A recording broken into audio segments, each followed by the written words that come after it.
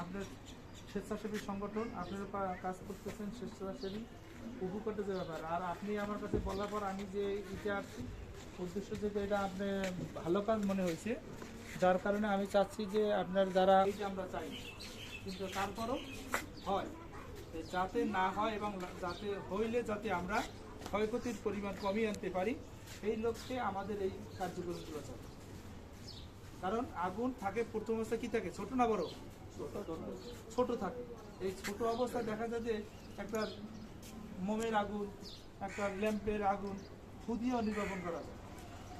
এক ফুটুটা কাপড়ে মনে করেন কাপড়ে কারো হঠাৎ আগুন লাগছে, দাঁড়িয়ে আছেন, একটা থাপড় দিলে আগুনটা নিভে যায় নাকি? ছোট প্রাথমিক অবস্থায় আগুনটা ছোট থাকে। এই অবস্থা যদি আপনি আগুনটা এরা দেখা যায় বিদ্যুতের শর্ট সার্কিট, তাদের করণীয় কি? এখন আপনি বলছেন কিন্তু এখানে যারা আছেন তারা, আরো 5টা ভবন আছে সেখানে যারা থাকে দায়িত্বে থাকে, তারা যদি এইটা যদি একবারে নিত তাহলে সুবিধা হতো, ঠিক কিনা? তাহলে একবারে তারা পাইতো, তাহলে ওখানে কি সমস্যা এখানে এটা কি আমি জানি? এই যে কথাটাই বলছি, যদি থাকেন মাসে বাড়ি বিদ্যুৎ থেকে, গ্যাস থেকে, গ্যাসের থেকে লাগতে পারে, বিদ্যুৎ থেকে লাগতে পারে, গ্যাস থেকে লাগতে পারে। মূলত পুরোটা পান যদি আগুন নিয়ে খেলে বা ওই যে আপনি কয়েল দিয়া কয়েল এই করতে পারেন, সেটা যদি দেখা যায় যে রাত্রে আপনি খোলা অবস্থায় রাখছেন, ওই অবস্থায় যারাই আপনি ঘুমাইছেন মশারি বা হাতেরই থেকে এই যে দেখা যায় মশারি পড়লো অথবা কাপড় পড়লো, যাই ওখানে আগুন ধরে পড়লো, এরকম হতে পারে। তাহলে কোনো অবস্থায় আমরা ওইটা খোলা রাখবো না, নিরাপদে রাখবো। আর বিদ্যুতের আগুন লাগলে আমাদের কি করণীয় আছে, কি করবো?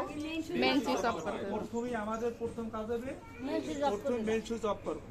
আর আগে হলো যদি এরকম শর্ট সার্কিট হয় তাৎক্ষণিক আশপাশে যে আছে তারা ডাকতে হবে, ওখানে শর্ট সার্কিট হয়েছে তাড়াতাড়ি এদিকে আসে। কারণ হলো আপনি যখনই ডাক দিয়ে আরেকজনের কানে শব্দটা দেবেন, শব্দটা দেওয়ার সাথে সাথে কি হবে, আপনি একজন সাহায্যকারী পাবেন। যদি আপনি ওখানে কোনো ক্ষতি বা কোনো যদি হয়ে যান, তাহলে সে এই মেসেজটা অন্যজনের কাছে বুঝাইতে পারবে, অথবা আপনাকে সাহায্য করতে পারবে। আর যদি আপনি একাকী করেন, আপনি যদি কোনো কারণে অ্যাটাক হয়ে যান, আক্রান্ত হয়ে যান বিদ্যুতে, তাহলে কি হবে, আপনি কাউকে বলতেও পারলেন না, আপনি আক্রান্ত হলেন, আর ক্ষয়ক্ষতির পরিমাণও বেড়ে গেল। তাহলে প্রথম কাজ হবে আমাদের চিৎকার দেওয়া, মানে ডাক দেয়, ঠিক আছে? ওইটা করতে গেলে যতটুকু লাগবে ওইটার লাইনটা থাকে না, তখন ওই আগুনটা নিভে যায়।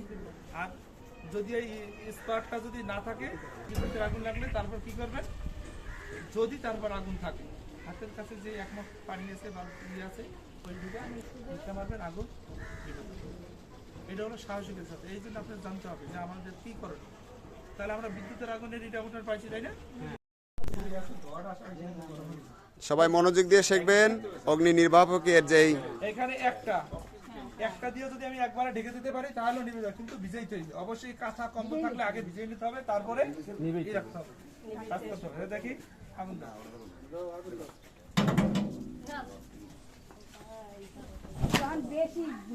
দেখছেন অনেক একবারে নিভে গেছে, ঠিক আছে?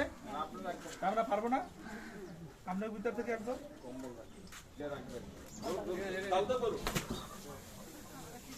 আচ্ছা যাক হয়েছে। হ্যাঁ, তবে ধাউ ধাউ জ্বলবে ওইভাবে।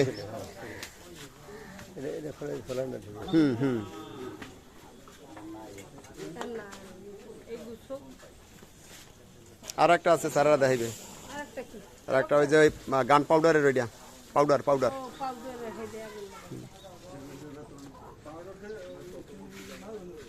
হ্যাঁ স্যার, পাউডারটা একটু দেখাই দেন।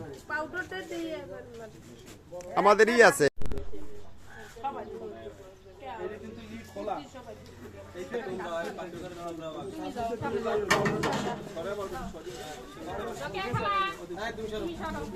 আমি কাছি এই করছি, করার পরে এই খুলছি, ঠিক আছে? এইটা খুলছি, এই হাতে নিচ্ছি, এরপরে এই এন্ড করছি, হ্যাঁ এই খুলছি, এন্ড করছি, এরপরে চাপ দেবে।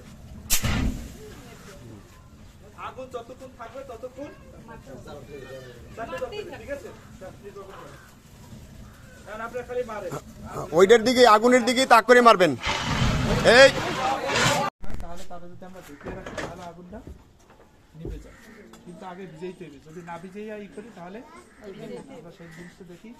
ওই আপনার লাইন ধরে রাখা লাইনে আসেন সবাই।